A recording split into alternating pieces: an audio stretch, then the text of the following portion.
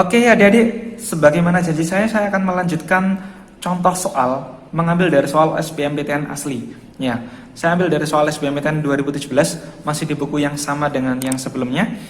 Oke, dan kita sebagaimana yang di awal saya sampaikan bahwa kita akan coba mengupas bagaimana kita bisa mengerjakan soal dengan cepat, ya, tanpa harus membaca terlalu panjang, gitu ya. Oke, sekarang kita coba cek, ya, dari nomor 1. Soal nomor 1. Kita cek dari soal nomor 1. Nomor 1 dikatakan, soalnya adalah what is the topic of the passage? Oke, topik lagi ya, topik lagi. Berarti caranya seperti yang kemarin sudah kita bahas ya. Kita cari kata yang sering keluar. Kita cek dari paragraf 1. Ada kata bipolar disorder is a brain disorder. It is also known as manic depressive illness. Oke, dua kalimat pertamanya ya. Oke, ada kata bipolar disorder, itu adalah salah satu kata kunci. Kita cek, kita tulis dulu. Bipolar disorder. Kemudian ini is a brain disorder. Berarti ini sama dengan ini ya. Oke, sehingga ini saya bisa katakan ini muncul 2 kali. Langsung muncul 2 kali dalam satu kalimat. Oke, kita 2. Kemudian it is also known, it itu kan mengacu kepada bipolar disorder.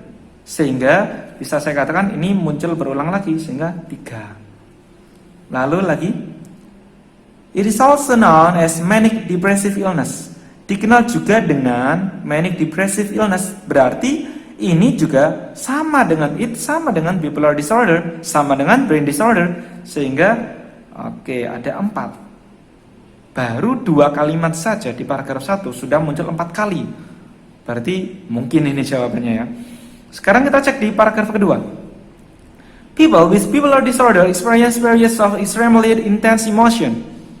They also experience changes in sleep patterns and activity levels. Oke, ternyata masih muncul lagi deh bipolar disorder, sehingga ini 5. Kemudian sampai di situ dulu ya. Kita cek paragraf ketiga. Sometimes a mood episode includes both manic and depressive symptoms. Ini tidak ada yang berulang ya. This is called an episode with mixed features. Tidak ada ya. Bipolar disorder can be present even when mood swings are less extreme. For example, some people with bipolar disorder experience hypomania. Muncul lagi bipolar disorder, kemudian muncul lagi di sini ya 2. Berarti ini 7. Dan ternyata ini sudah sangat mendominasi, sehingga jawabannya bisa dipastikan adalah bipolar disorder. Kita cek mana yang ada di bipolar disorder. Ini ada manic depressive illness. Lah, manic depressive illness ini kan sama seperti yang tadi ya. Ini kan? Ya. Berarti kan ini kan sama dengan ini bipolar disorder, sehingga langsung saja jawabannya adalah yang ini. Langsung kelihatan. Begitu ya? Ada sebenarnya cara yang lebih gampang untuk mengetahui sebuah topik dari sebuah teks ya.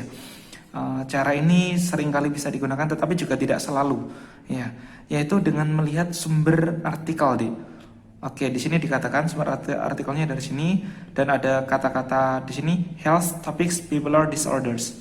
Artinya topiknya kan berarti seputar ini bipolar disorders. Sehingga topiknya bipolar disorder, cari di sini bipolar disorder. Lah, bipolar disorder tadi kan dikatakan sama dengan manic depressive illness. Ini dianggap sebagai ini, it ini merujuk kepada bipolar disorder, sehingga jawabannya adalah yang A. Ini berlaku untuk soal yang sebelumnya kita sudah sempat bahas ya. Jadi kita bisa melihat topik itu dari sumber berita, ya, sumber artikelnya. Ya, contoh ini yang soal sebelumnya, ya, soal sebelumnya juga. Sumber artikelnya di sini dikatakan bagian sebelah kanannya, yang kalian cek ya, bagian kanannya ya, yang biasanya di sini berisi kata-kata kunci. Ya, Life on Mars, Methane Gas Reading Curiosity Rover. Cari kata-kata ini di opsi. Dan ternyata yang paling banyak kata-kata ini terdapat di opsi yang C. Ada kata-kata methane, kemudian gas, dan Mars. Methane, gas, kemudian Mars, ya kan? Sehingga jawabannya adalah yang C, cocok ya. Cocok, Dik. Kemudian kita coba ke teks yang lain, yang sebelumnya juga. Oke, yang sebelumnya juga. Oh, ini nggak ada pertanyaan topik ya. Oke. Nah, di sini soal yang sebelumnya juga sempat kita bahas ya. Lihat di sumber artikelnya. Sumber artikelnya di sini. Ya, mulai dari sini yang kita cek sebelah kanannya. Cells consciously reduce blood flow to zero dan seterusnya. Oke, di sini mana kita cari kata-kata yang ada di sini, yang ada di opsi, yang sering muncul yang mana? Ya. Dan di sini ada kata cells ya kan, ada kan? Kemudian before diving ya ada kan? Diving, cells diving, ya ada kan ya? Nah, ini mungkin bisa sedikit membantu buat adik-adik, tapi minta tolong jangan kalian hanya berpacu pada di sini. Ini hanya sekedar sedikit membantu saja. Ya, tetap kalian lakukan dengan cara yang seperti saya sudah ajarkan, yaitu mencari kata-kata yang paling sering muncul. Ini hanya sedikit membantu saja. Terkadang ini membantu. Ya, seperti yang di soal SBMPTN ini soal asal SBMPTN dan ini sama juga. Ya, oke seperti itu ya. Sekarang kita ke soal nomor 2. Soal nomor 2, the word intense in line 9 means, 9. Ada di sini ya. Ini sudah dimiringkan, intense emotion. Intense, kalau kalian nggak ngerti artinya intense, berarti kita cek konteks kalimatnya. Orang-orang dengan bipolar disorder, ya, pengalaman bipolar disorder, ya. Orang-orang dengan bipolar disorder mengalami periods of extremely intense emotion. Berarti orang-orang dengan bipolar disorder itu mengalami yang namanya extremely intense emotion. Berarti emosi yang sangat apa gitu ya, emosi yang sangat apa gitu. Kita tahu bahwa bipolar disorder itu adalah sebuah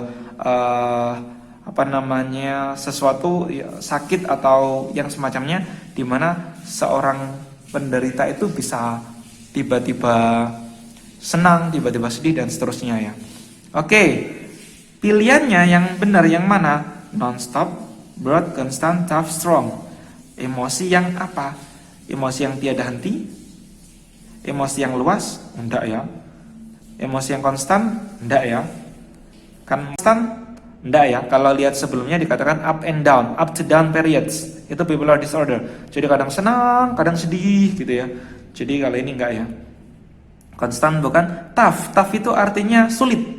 Emosi yang sulit, wah nggak cocok. Emosi yang kuat, lah ini cocok. Emosi yang kuat, emosi yang sangat kuat sedihnya, sangat kuat bahagianya, nggak stabil. Itu orang bipolar disorder. Sehingga jawabannya adalah yang strong, gitu ya. Jadi sekali lagi ketika kita ngejawab soal tentang sinonim, kita cari artinya sesuai dengan konteks kalimatnya ya. Oke, jelas ya. Sekarang kita lanjut ke soal nomor 3. Nomor 3 dikatakan di sini, one of the symptoms of manic episodes is feeling bla bla bla. Gejala dari manic episodes. Kita cek di bacaan. Kata kuncinya adalah manic episodes. Cari yang berhubungan dengan kata itu. Di sini ada manic depressive illness ya. Manic ya, berarti ini bipolar disorder ya. Kemudian ini ada kita cek. Coba kita cek dari sini. There are 4 basic types of bipolar disorder. Ada 4 tipe orang bipolar disorder ya. All of them involve clear changes in mood. Jadi semuanya melibatkan perubahan pada mood, energi, kemudian level aktivitas. These moods range from periods of extremely up to down periods. Jadi moodnya ini range-nya itu mulai dari yang sangat tinggi ke yang sangat rendah. Ya artinya kadang tinggi banget, kadang rendah banget. Emosinya kadang sangat tinggi, kadang sangat rendah. During the up periods, one shows energized behavior. Ketika atau saat pada up periods yang atas ya, sangat atas ya, sangat bahagia berarti ya. Seseorang, ini seseorang ya, bukan satu ya. Seseorang menunjukkan sikap yang sangat berenergi, sangat bersemangat, sangat bahagia gitu ya. During the down periods, he or she is very sad or hopeless. Jadi ketika dia down, maka merasa down-nya itu dia sangat sedih atau putus asa atau tiada harapan, putus asa. Oke, berarti manic episodes tadi ya. The periods are known as depressive episode. Oke, depressive episodes. Oke, manic depressive illness ya. Less severe manic periods are known as hypomanic episodes. Di sini dikatakan manic yang less severe, yang ya oke, less itu kan kurang ya, berarti nggak parah ya. Itu dikenal dengan hypomanic.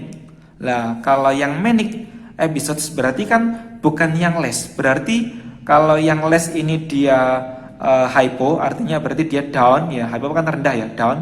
Berarti kalau manic doang, manic episodes berarti dia yang up. Gitu deh, bisa disimpulkan seperti itu. Sehingga kalau dia lagi up ya, maka dia akan dikatakan tadi energized behavior. Berarti yang mana? Oke, energized behavior ya. Kata kuncinya tadi adalah pada kata energized behavior. Ini ya. Berarti ini sikap yang sangat berenergi, yang sangat semangat ya. Sehingga jawabannya adalah yang very lively, sangat bersemangat gitu ya. Kalau extremely happy, sangat senang ya.